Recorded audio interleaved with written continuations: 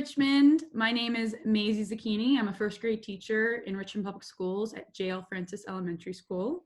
I have the pleasure of interviewing three outstanding teachers who also teach in Richmond Public Schools. Stephanie Hooks, who is a math interventionist at Oak Grove. Louise Luna, who teaches social studies at Huguenot High School, as well as Jenny Poveromo, who teaches fifth grade at J.L. Francis with me. So in efforts and in accordance with Teacher Appreciation Week, we've decided to use teacher voices to lift and celebrate teachers this week. So I'm going to be asking a handful of questions to these three teachers in order to once again celebrate the efforts and the energy that these teachers and all Richmond Public School teachers put towards our students and their families. So let's get started. Thanks for being here, guys. Thank you. Thanks. So I want to start off with a little icebreaker. So tell me something you've gotten into since quarantining has begun.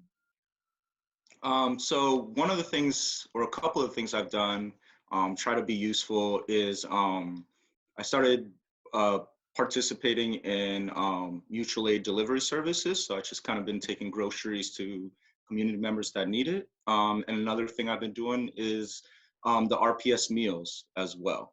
So try to be useful. On just a more self-care level, I've kind of gotten into some art. I've never been much of an artist, but I bought some watercolors and I'm trying to explore talents with watercolors right now. Good for you. I love that. I don't know. I guess I've been doing some RVA at home lessons, so I've been doing that. But I guess on like a personal note, I've been doing a lot of cooking, which could be good and bad. What's the most favorite meal you've made thus far?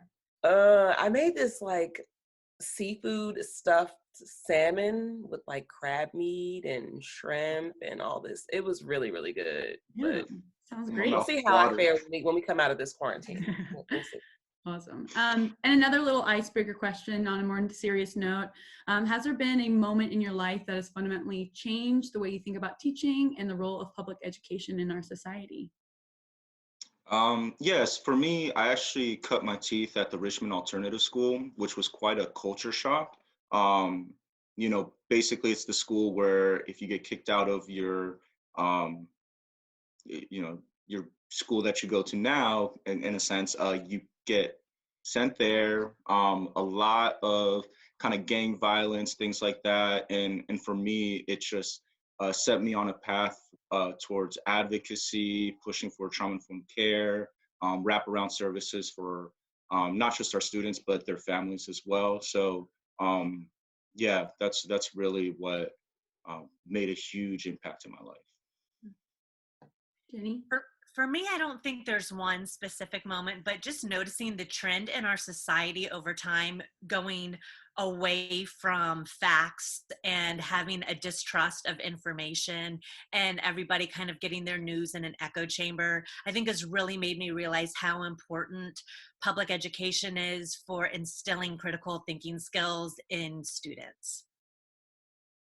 I guess for me, it would probably be going from being an admin downtown in a instructional position and then going back into the classroom.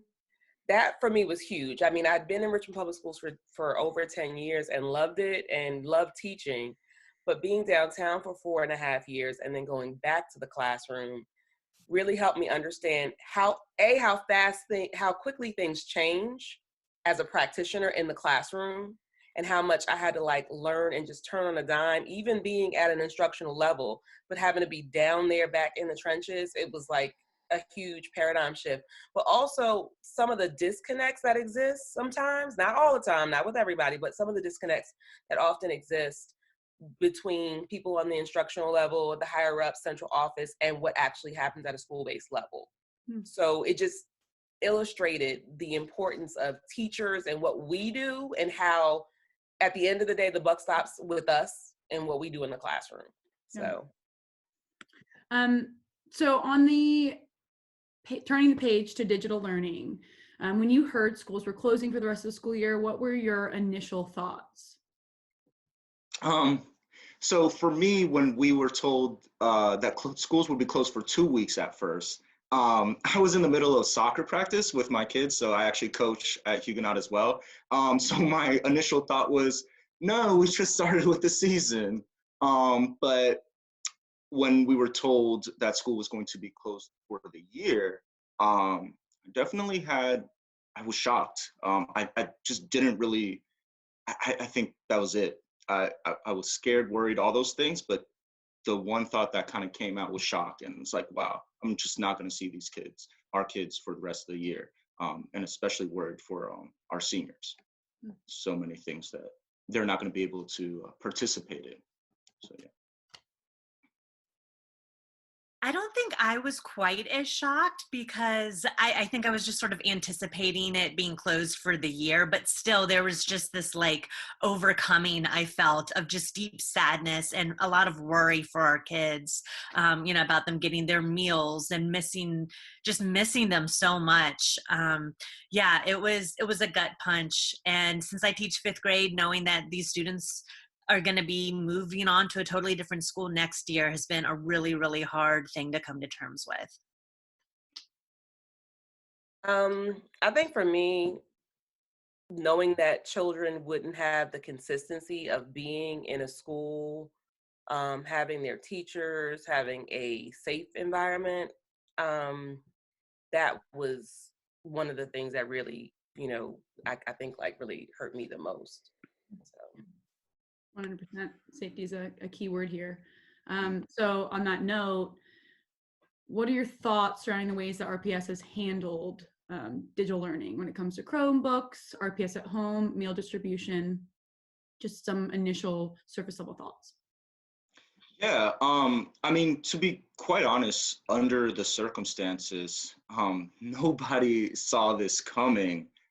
So it's really difficult to come up with an emergency plan, kind of that idea of building an airplane in the sky. But I think generally it's gone pretty well under the circumstances. There's, always room for improvement. But as things have progressed, I am seeing RPS, improving on those things that people have expressed concern about.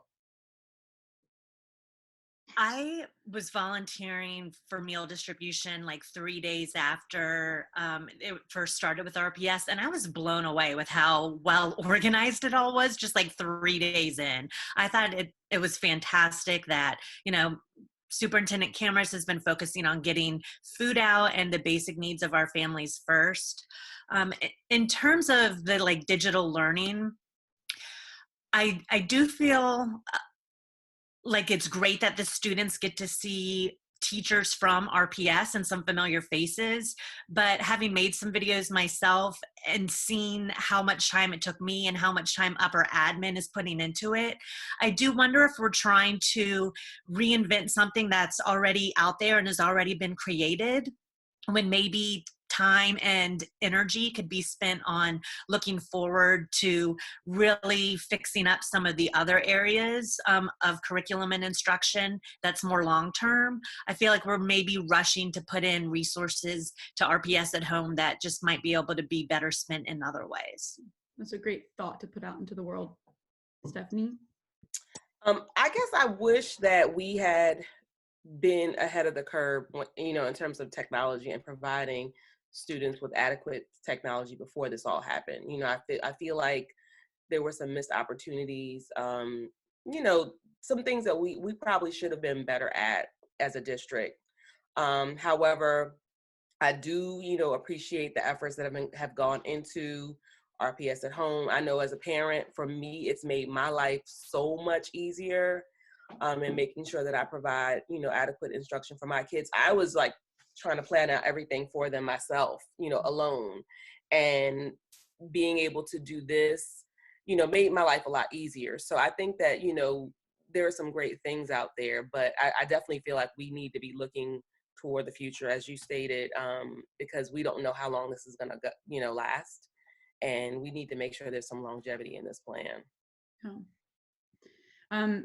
Before entering into the next set of questions, I'd love for each of you to touch upon student demographics and what they look like in your schools, whether that's racial, ethnic diversity, whether that's your 504 IEP students, or your English language learners.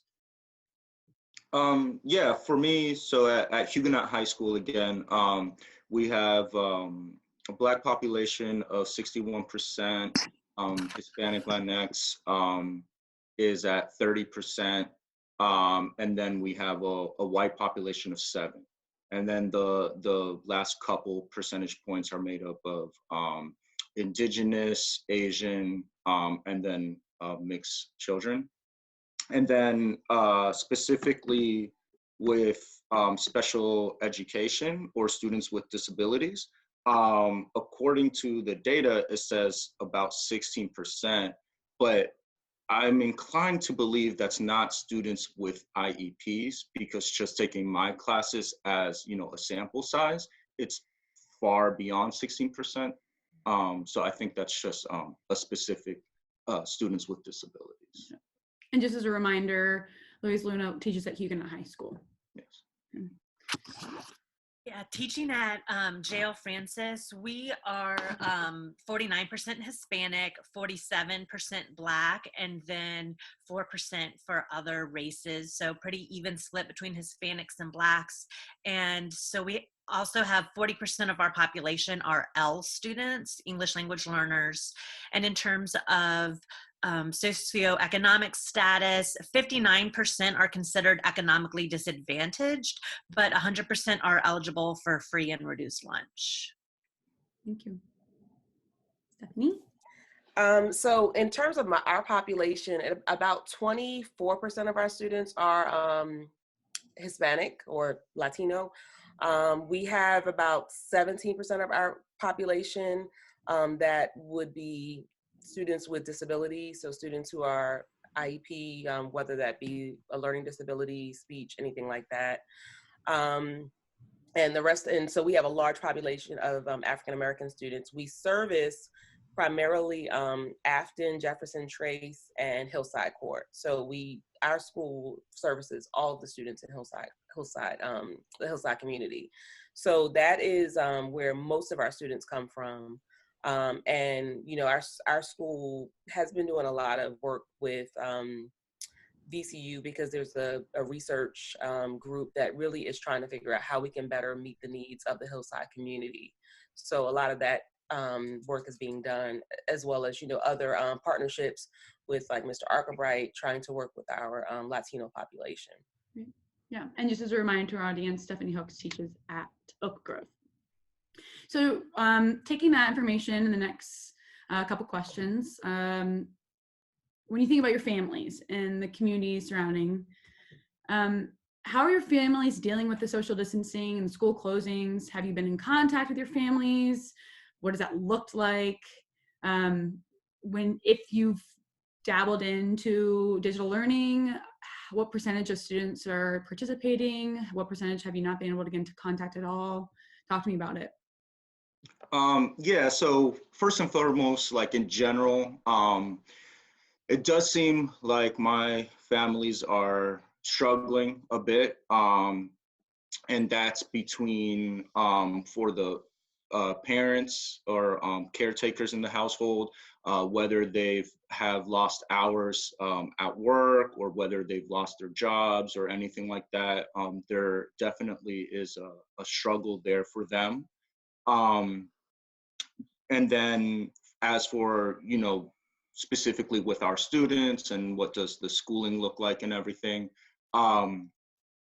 So parents are having a hard time teaching their students, oftentimes, and especially with the ELL populations, the parents can't read the information in English. Oftentimes it's actually the students that know better English than the parents do. And we're seeing that there's kind of just a struggle here. I am happy to see that RPS at Home does have a Spanish section But just to let you all know, for those teachers that are not in the high schools, basically what's going on is the students are learning through modules called, or through a software called Edgenuity, which is made up of modules. For some elective courses, they have to do a project on what's called Everfi. And then for teachers to kind of see what's going on with everything, and students can get on it as well, we're using a program called Clever. So again, RPS at Home, I am happy to see that does have a Spanish section. But I know, or at least from what I've seen, Edgenuity, I know the content wouldn't be in a different language, but even just the directions as to how to register for specific classes and things like that, that's been a struggle. And I know I'm kind of talking about ELL specifically there, but I mean, that's definitely a problem that we're having with students with learning disabilities as well. The fact that parents might not be able to help them because they're working or what have you. And then, you know, these students or the students that have learning disabilities have IEPs for a reason. And we have specialists to help them. And unfortunately, they're not getting that right now. So those are definitely some concerns. And then as for percentage wise, I mean, it's kind of a rough percentage. First of all, most of the way I'm reaching parents is phone calls, as well as students, phone calls, text messages. The ELL population uses an app called WhatsApp a lot. So I've been trying to get in contact with that. But unfortunately on Aspen, a lot of our phone numbers, et cetera, are incorrect and or for whatever reason. And so that's just kind of been difficult. So in all honesty, my specific students, I've probably gotten to about 30%, maybe a little bit more. But fortunately, beyond that, I am talking to my soccer players. When I have been delivering meals for RPS, I am able to disseminate information in that way. And then kind of just through networks like, hey, soccer players, tell your friends this. And then the students that I am able to get a hold of, tell your friends that. So that's how it's looked like for me. Good for you. Jenny? Yeah, I echo a lot of the same concerns and struggles that Luis has been experiencing as well. For my homeroom, I've probably reached about 97% of them. There's a few I haven't been able to reach. Same types of reaching out. I think what's been a really big eye-opener for me is that I didn't have any sort of digital communication set up prior to COVID-19. So in terms of I wasn't using a class dojo or some sort of system like that or seesaw. So it's been, like Luis said earlier in the interview, like trying to build the airplane in the air, like trying to figure out the best way to keep everybody connected and informed has been difficult. So it's definitely something I'll keep in mind for the future. I did start a YouTube page for my students, hoping that could be somewhere where they could sort of gather digitally and, comment and all of that, because one thing I'm noticing that's been really difficult for the families is, beyond all of the everyday struggles, is that the kids are just missing that social interaction. And so even though I'm trying to keep up communication with them to maintain relationships, it's been very difficult and honestly like impossible for me to figure out how to keep up the relationships between students.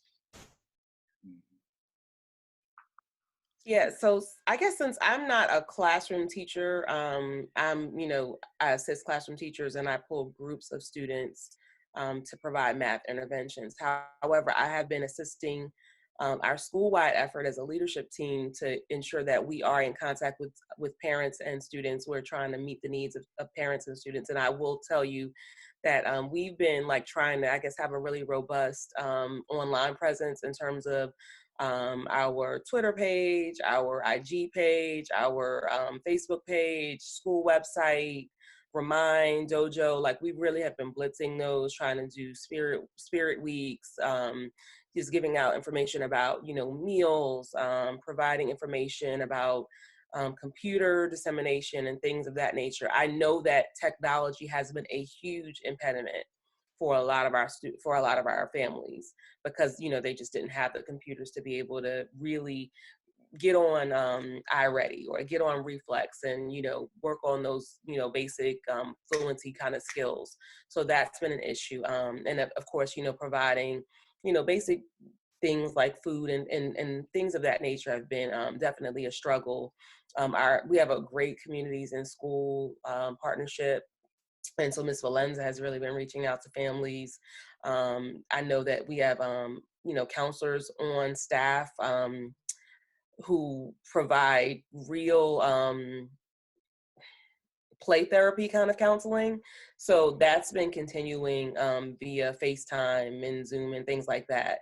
So I know that those things are happening, and we're trying to, meet the needs of students as much as possible. But, I just can't help but think that when we do get back to some semblance of normal, there's going to have to be a period of just wellness care and some kind of curriculum in really making sure that kids are okay before we can even think about academics. And so that's just my 2 cents.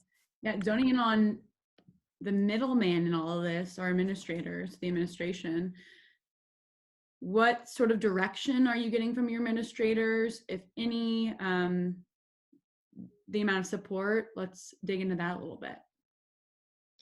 Yeah, for me, admin has been really supportive. I mean, they're just as understanding that these are unprecedented times, and nobody could expect these things. So really, they are, kind of just, do your best, do your best. They understand the issues with, contact information in Aspen.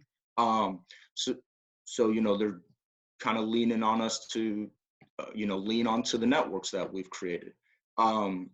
As for their connection with me and other staff members specifically, we've been getting emails all the time, sometimes about actual directives. Okay, y'all need to log on to Clever, and then work things out through the programs I mentioned earlier. But also they kind of send little check-ins, like kind of wellness check-ins as well. It seems like the Huguenot community, in a sense, has been somewhat active.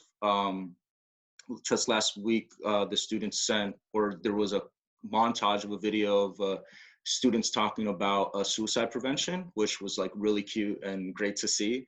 So again, you can see that they're active, and they're doing what they can do under these circumstances as well. So I am very appreciative of it. Good news.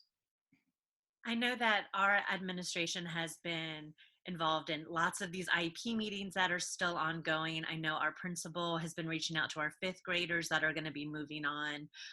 So there's a lot going on behind the scenes, but in terms of like directing the staff, they've been very understanding that everybody has a different capacity right now for what they can do. So I really appreciate that there haven't been many demands on teachers at all. Like they really are just making sure that we're focused on our mental health. But that being said, I also feel like there's been almost too much of an open door for teachers to just kind of do what they can in terms of a little bit of a lack of guidance. I'd say it would be nice to have a little bit more structure or a little more time to just check in and know what each teacher is doing, just to make sure, that we're all kind of on the same page, or I don't even know if we're supposed to be on the same page. So there's a little bit of a lack of guidance there. I kind of echo some of those same sentiments. I feel like, when Superintendent Cameras, basically said, you have to kind of be gentle and understanding that some people are really being heavily impacted, as a result of everything that's going on. So, really kind of handle some people, with kit and gloves. I think that was important.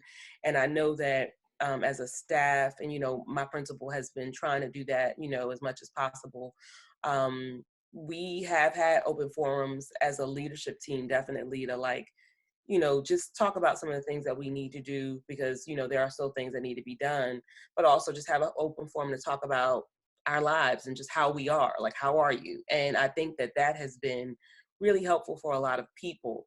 And we're trying to open that up to the staff as well. But, we still have been engaging in, conversations about retention, because there are still, those things that have to happen, IEP meetings.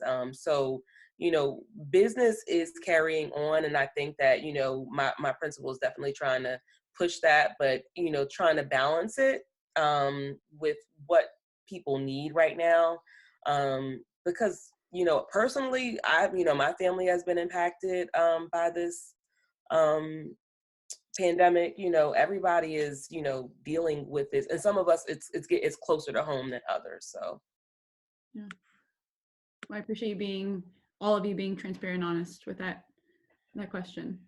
So moving forward to some of our most vulnerable populations, let's chat about our English language learner families, our ELs, kind of what support is lacking there. And then we'll move on to our students with disabilities who maybe do have an IEP or 504 plan, and kind of the lacking support structure there, and or kind of a grow and glow. What kinds of things can you see being implemented to better help support those specific students? Yeah, so I think one of the amazing things about education is the rapport that teachers build with their students. And as Jeannie said earlier, the relationships that students have with each other. And there's just no computer software that's going to be able to substitute that at the end of the day. Personally, I've had to do modules at some point to teach myself through a class, and I ended up hating that subject right after that. And yeah, so for me, I just seeing the struggle of, for example, on Edgenuity, the students are not registered already for the classes when they log in. They have to go and register themselves on it. And so for the ELL population, for example, there's sometimes even been confusion between, am I supposed to sign up for USVA history, or am I supposed to sign up for USVA government? So even just something like that, let's say they signed up for government when they're supposed to do history, and they're like 5 modules down the line, and then they finally realize, oh, I'm doing the wrong class. Yeah. So I think things like that, if we were able to maybe even have the students registered ahead of time, instead of having them do it themselves, that would save a lot of, maybe not a lot of stress on our counselors or on the school side of things, but it would definitely save a lot of stress for the families and for the children. Yeah. As for SPED, again, some of the stuff I mentioned earlier, there's a reason why we have a smaller ratio in classes that have a lot of students with IEPs, right? They need that, sometimes one-on-one care that, again, a module or computer software is just not going to be able to give you. So under the circumstances, I understand that this is the way it has to be, and I'm not that anybody's talking about this, but I am happy to at least acknowledge or recognize that we're not going to see this type of education last unless something with the pandemic continues, but fingers crossed, right? I think one of the huge issues that our ELL population is facing is that there's just a crazy ratio of the number of students that need support to how much support staff there is available at the school. So I know that our SPED teachers and our L teachers are working out to the populations that they work with, but the volume of students that need assistance, it's just really, it's just not tenable for these teachers to be able to provide the ongoing regular support I'm Zooming with one of my SPED students. I teach an inclusion classroom so that I can help him with some of his needs. I've been emailing with English speaking siblings, older siblings that can help direct the students in my 5th grade class to get what they need because the parent may not be able to communicate in English. So it's been a real struggle, and I do worry about how long these students are going in their Spanish speaking households without speaking any English, and reading in any English and answering comprehension questions in English. That's a major concern for me. And in terms of like RPS at home and Clever, some of those are great resources, but some of our IEPs require a much higher level of support for the kids than frankly can be given through a blanket video that's available online. Yeah. Even if those cognitive abilities are being challenged in their native language, you're not being given those sentence frames or visual aids to connect them back to the meaning in English. So 100% agree. Yeah. Stephanie? Yeah, I know. I feel like we're having some of the same issues as well. One of the things that we really struggle with is trying to just disseminate information to our parents about the resources that are there. So many of our parents, ELL parents, and just our population in general, we're not getting emails from cameras. They didn't know about the food distribution. So that's the reason why we did like this. Okay, we're going to put it on all these different social media platforms and, weekly push that out. So weekly, my principal does like a blast, a phone call. And again, some of the phone numbers don't work, but we're trying to constantly, like, as you get new numbers, put them in so that it can be updated in Aspen. And then we have, of course, a translator who translates all of our messages from English to Spanish. And we do that, weekly, sometimes twice a week, but you still, as communities in school, as Mr. Arkabright and other people go out into the community, they're still finding that there are so many families who I haven't gotten an email, I haven't gotten a call, I haven't gotten any of that information. So that's been a huge a huge drawback. And then, as you stated, some of the programs that we have in Clever, like iReady, for example, they don't give instruction in Spanish, to our elementary kids. So that's a problem. And with all of our kids, and it's not to take anything away from parents or take anything away from anyone, but we're really thinking about at this time, what we're dealing with in this world, people are really focused on basic needs. So sometimes, as much as I know that education is important, and we all know that education is important, and parents know that education is important, it's not the most important thing that day. And it kind of gets, lost in all the other, hierarchy of things that have to be done. And I think that, that to the detriment of kids, of course, but, we're talking about real life, survival. And, sometimes it just doesn't happen the way that it should. Mm-hmm. So, there's just a lot of work that has to be done. And as we go forward, we have to really figure out, if we have to be in this place again, let's say in October, November, December, how do we do this and do it so that it's equitable for everyone? And, when it comes to equity, and making sure that we're meeting the needs of everyone, we're trying really hard, but I don't know that we're meeting the mark on that. A common tone I heard from all three of you was the affective filter, the amount of frustration that our students are experiencing when simply trying to log in and interact with some of their content. And we all know what it feels like to be frustrated, and even in our native language, whether it's reading the directions on how to build a vacuum or cook this dish. And I can't imagine the amount of frustration that our students are dealing with just to gain simple content. They deserve that. They deserve that.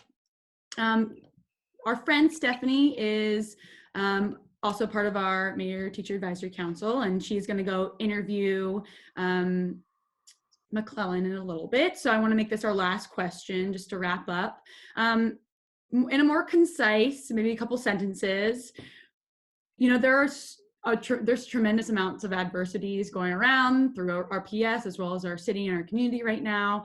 What, in your opinion, if you could pick one, there's lots, but if you could pick one to prioritize, what is the largest adversity that your school is facing right now?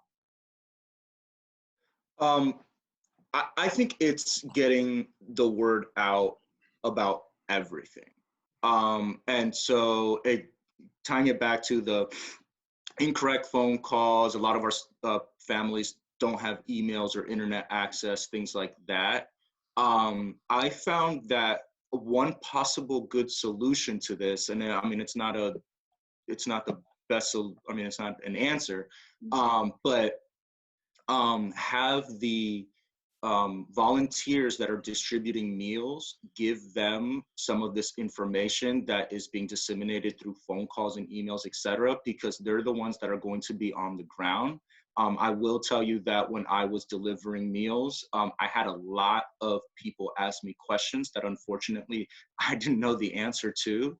So I think maybe that may be a way to cut down on the issues with communication and letting people know what's going on. Because again, not everybody has social media or internet access in general. And then the phone calls and mailing addresses sometimes are issues too. Yeah, I think I have to echo the same thing. I think just a way to effectively be able to reach families is just the major concern. There's so many people spitting out information in different ways, and it's overwhelming for the parents too, to be getting information in so many ways and all these different links. And so I'd say, yeah, that would be the biggest thing, is just a concise, effective way to reach all families. I guess if I had one thing to say, it would just be equity, and I think that kind of ties into everything that, both of you have discussed, Jenny and Louise, making sure that things are equitable. My kids go to Holton, and what is happening at Holton isn't happening at my school, or what I know my friends are doing at Mumford or Bellevue, or, just making sure that things are equitable so that all kids are getting what they need. And, we're all, on a level playing field, and we just have to work on that. Communication equity. Well, Louise, Jenny, and Stephanie, thank you so much for joining me and talking about some heavy content. I love you, and I appreciate you sharing some time with me. Thank you. So much. Stay safe and stay healthy and stay happy. Bye. All right, bye. Bye. Let's see.